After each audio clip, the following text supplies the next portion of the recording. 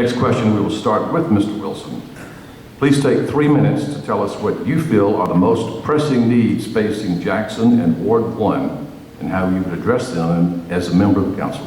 Absolutely. You know, the slogan for the entire campaign has been a safe city with a smart budget. Crime is too high, taxes are too high. And taxes are too high because the solution to our budget problems has always been more taxes, more taxes, more fees, more fees.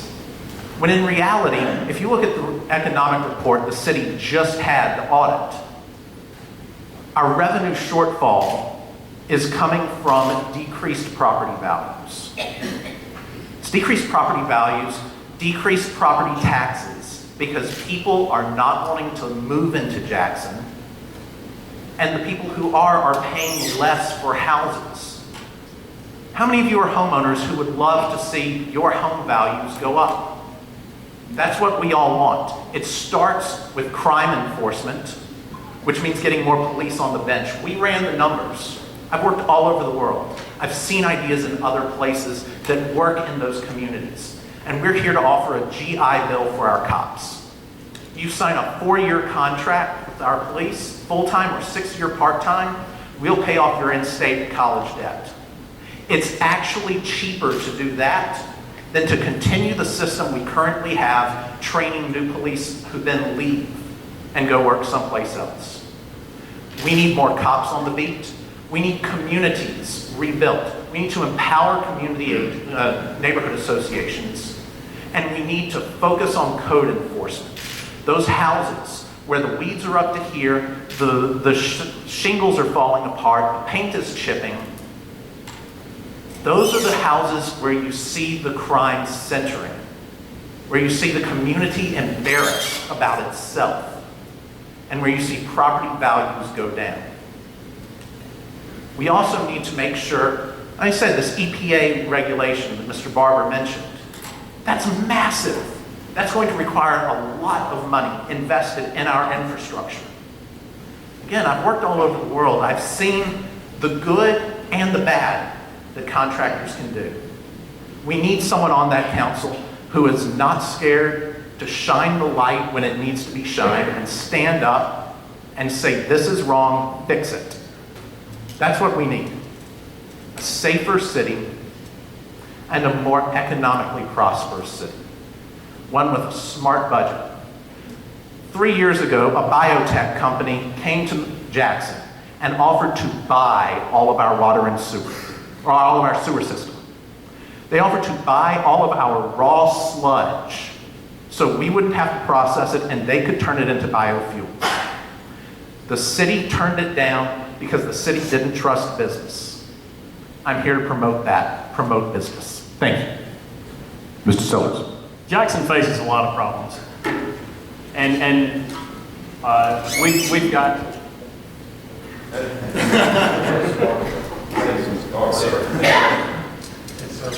Mr. Barber, excuse me. Thank you, Colonel. Appreciate it. 3 issues I see as the most important facing the city, and I think many of you will agree. The funding of the JPD, the impending replacement of the water and sewer system, and the road repairs. And I talk about each one of them. JPD, there's a lot of fantastic officers on JPD. We need to pay them like we care about them.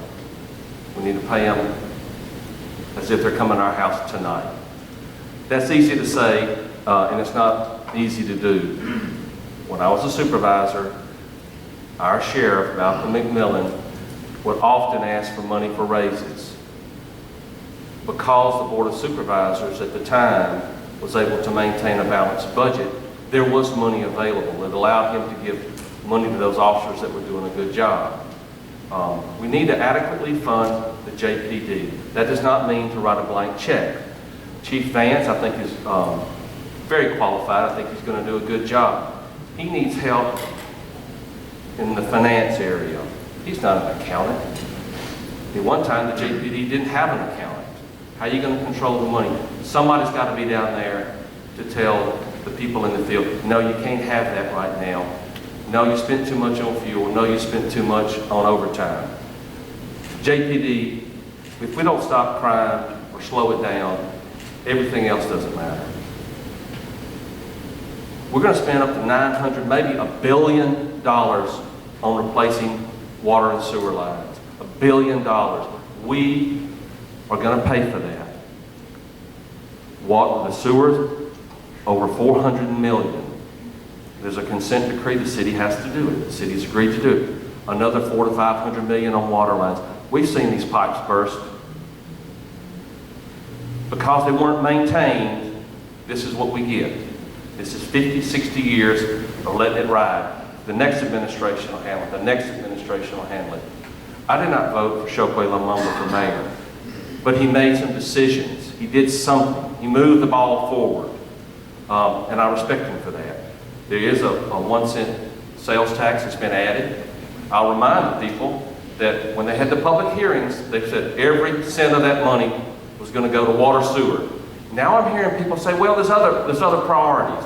You promised water sewer. I want to also talk about roads. You know, three of us have been in the military. I did nearly 30 years as an officer in the Guard. If you maintain your property, you don't have to repair it. The city, for whatever reason, has not been able to maintain the main roads in North Jackson or anywhere else in the city. If you maintain them, you don't have to repair them. It's very expensive to repair, and it's unbelievably expensive to replace. A little bit of money in maintenance will go a long way. Thank you. Mr. Carson. Thank you. And I agree with a lot of what's said here. I think it actually comes down to one issue, and that's keeping our middle class. Without keeping our middle class here, we lose our tax base. We've lost our tax base. We've lost 10% of it.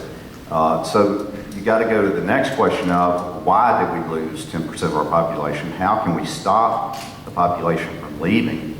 And how can we recruit it back? How can we get our tax base back? Because the people that are going to pay for this work that you're hearing about are us.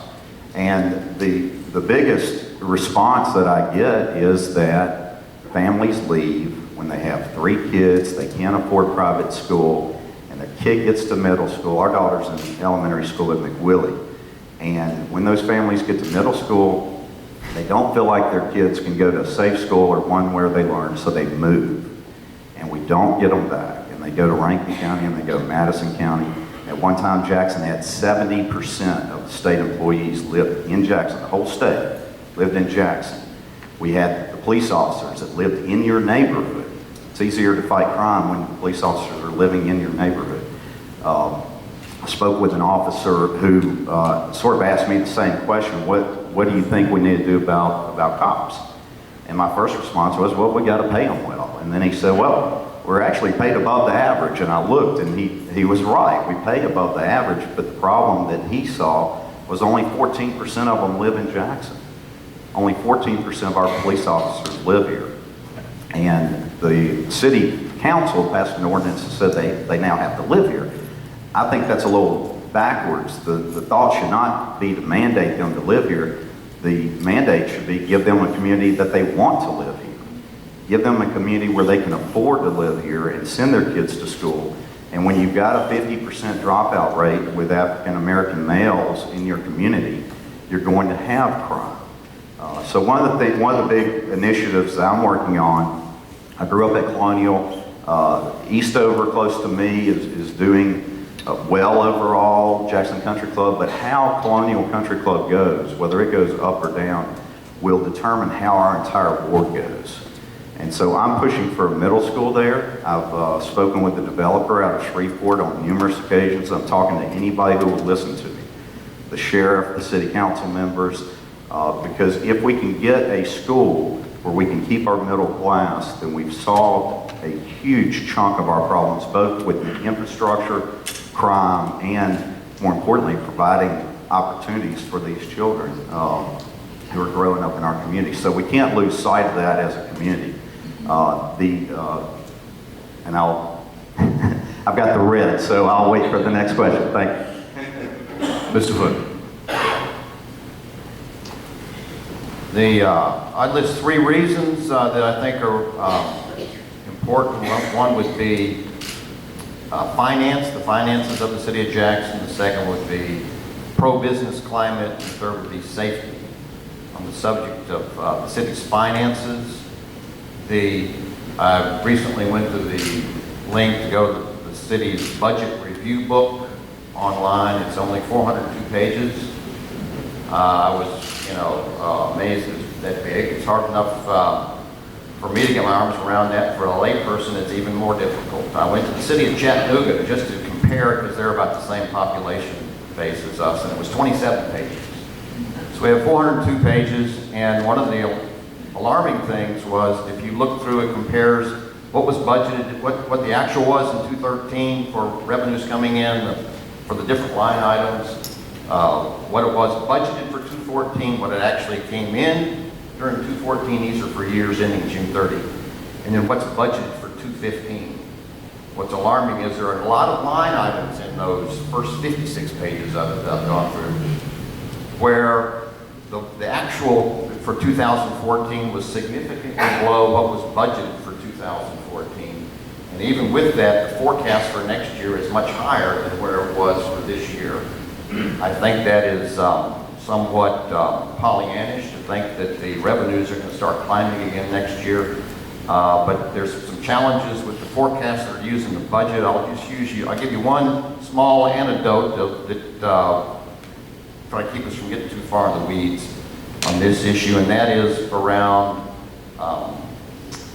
parking meters. In the 2014 budget, it was forecast that parking meters would generate, and most of them are all downtown, parking meters would generate $190,000 in revenue to the city of Jackson. The actual number came in for June 30 of 2014 at $67,000. So it was only off by 63% or so.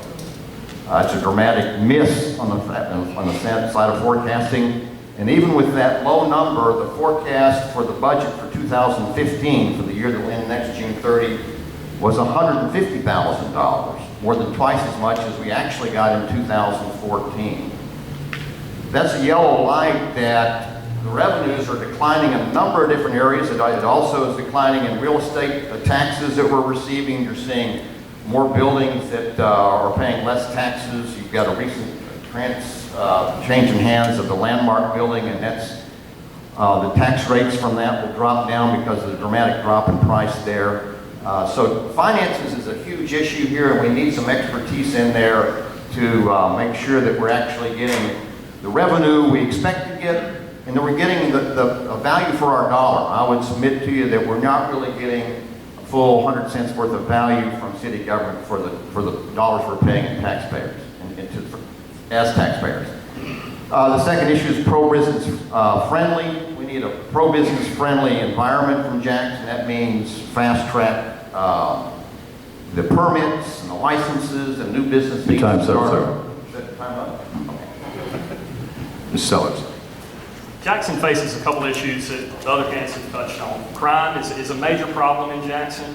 Our dwindling tax base is a problem. But I think the root of those issues really comes down to a lack of education system here in Jackson that can be successful for our middle class. Our upper middle class and wealthy individuals are going to send their kids to JA and prep. But our middle class is moving away to Rankin County, to Madison County, to Clinton, because the schools aren't doing a good enough job in providing a great education and a foundation for those students to be successful.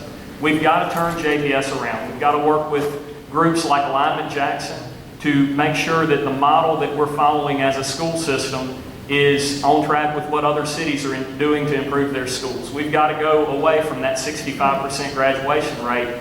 The 35% of students we're failing are the ones that we're going to have to support, and through the entitlements or at worst in the prison system, because we're not providing them the education they need to be able to be successful.